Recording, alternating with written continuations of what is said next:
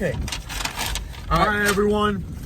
Today we're going to be reviewing the Spicy McChicken. Spicy McChicken. Here we got right here. We got the regular McChicken. Get that shit out of here. Here we got the Spicy McChicken. All right. Let's get to it. All right. First impressions. Wait, hold on. How's yours look? They go with the mayo. Look at this shit. They got a ton of mayo. God damn, bro. They defrosted these pretty quick. It's 12 a.m. by the way. Yeah. On a Saturday, right? Oh, yeah, Saturday. Yeah. Anyway, general presentation. Right, here's the mayo. Yeah. Mayo looks all right. They got good mayo quite levels. a bit on the bun. I'm good. All McDonald's gotta do is step up their bun game. That's why Jack in the Box gave them so much trouble. Look at that crumbly ass bun though. Look at this shit. All right. Let's go.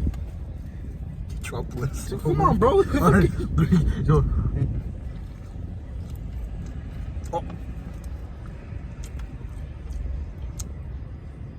That's actually kind of good. Fuck the regular McChicken. That's pretty good. That's not even that spicy. Just look at that kick.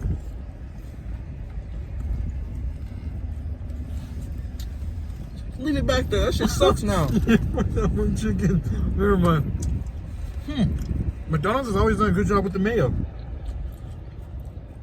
Unlike Jack in the Box, he said. Jack in the Box dry as fuck. The bun is good. The bun is good. And the chicken. But mayo game, their sauce game is pretty weak. Damn, look at it. It's droopy. Look at that. I squished it. What's that, babe? This got so much mayo in it, it looked like my ex. So I was through with her. And then you threw her away like the regular Like the rapper, I threw that bitch away. I don't care. That's pretty good actually.